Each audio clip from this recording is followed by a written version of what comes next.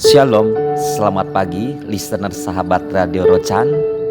Saya Sadi Theodorus mengucapkan Happy New Year, selamat tahun baru 2023. Dan kita percaya di dalam tahun baru ini kita akan melihat hal-hal yang ajaib, hal-hal yang luar biasa bersama-sama dengan Tuhan.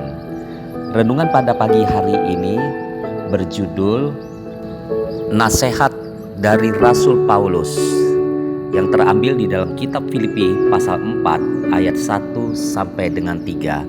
Firman Allah berkata, "Karena itu saudara-saudara yang kukasihi dan yang kurindukan, sukacitaku dan mahkotaku, berdirilah juga dengan teguh di dalam Tuhan, hai saudara-saudaraku yang kukasihi. Eudia kunasehati dan Sintike kunasehati, supaya sehati sepikir di dalam Tuhan.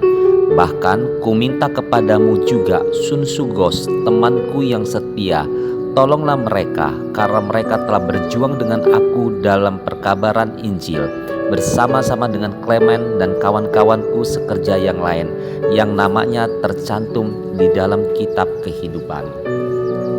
Saudara-saudaraku yang terkasih di dalam Tuhan, Paulus menulis surat ini ketika sedang di dalam penjara. Dan kalau kita renungkan, rasanya ini sesuatu yang tidak mungkin, karena surat ini tidak berisi keluhan, tangisan atau masalah, melainkan justru yang Paulus tulis adalah kalimat-kalimat berhikmat yang memberikan kekuatan. Kalau bagi orang-orang, penjara adalah tempat yang sangat menakutkan, sampai harus dikejar-kejar untuk masuk penjara. Paulus masuk penjara bukan karena korupsi atau melakukan kejahatan lainnya, melainkan karena memberitakan Injil. Ketika Paulus dalam tekanan dan penderitaan, ia tahu bahwa akhir hayatnya akan segera tiba. Tetapi ada hal-hal menarik yang ingin Paulus sampaikan dan ingatkan kepada setiap jemaat Tuhan. Yang pertama adalah di dalam ayat 1, teguh berdiri. Mengapa perintah pertama yang Paulus sampaikan bukan berbicara tentang iman, kekudusan, lahir baru, atau percaya kepada Yesus? Paulus menulis kepada jemaat di Filipi yang sudah bertobat, lahir baru, beriman, dan melakukan firman. Banyak orang berpikir kalau saya bertobat, lahir baru, dan melakukan semua yang Tuhan perintahkan, seharusnya saya tidak punya masalah lagi. Paulus mengingatkan bahwa kita masih harus menghadapi masalah, tetapi tetaplah teguh berdiri. Teguh berdiri artinya tidak menyerah dan putus asa, melainkan maju terus di dalam iman sampai Tuhan menyatakan kuasa pertolongannya. Yang kedua adalah sehati sepikir. Dunia ini penuh dengan perbedaan.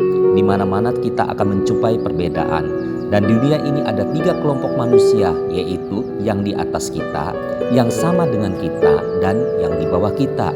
Jika ada orang yang di atas kita, belajarlah sesuatu dari dia.